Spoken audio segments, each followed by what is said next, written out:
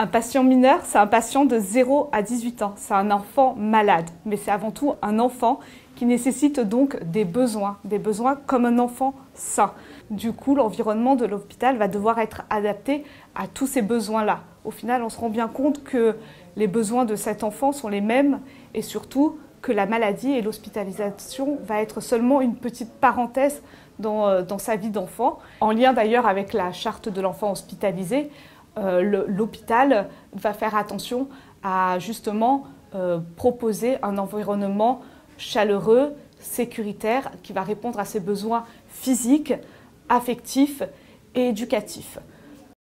Pour cela, nous aussi, nous avons réfléchi au sein du service à proposer un environnement chaleureux, notamment par des couloirs colorés avec des thématiques. Quand l'enfant va arriver en service, déjà, il va devoir se sentir attendu. On va déjà inscrire en amont de son arrivée son prénom sur chaque porte de sa chambre. Il aura sa chambre avec son prénom et il pourra ainsi l'investir. Ce ne sera pas seulement la chambre numéro 1, numéro 2, numéro 3. Il aura d'ailleurs sur chaque porte dans le cas du service où je travaille, c'est par thème, par pays. Donc pour exemple, les États-Unis, la Malaisie, le Pérou. Et ce qui fait que l'enfant, en fonction de sa maturité intellectuelle, de sa tranche d'âge, pourra se repérer dans l'espace avec ce pays-là.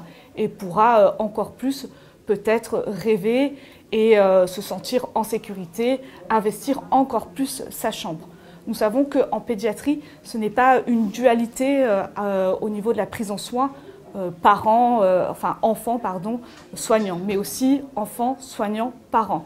Du coup, le parent, lui aussi, va devoir se sentir en sécurité. Nous avons uniquement des chambres particulières avec une couchette ou un grand lit pour le parent qui puisse lui aussi apporter, s'il en a envie, des jouets pour son enfant, des photos pour lui rappeler son domicile.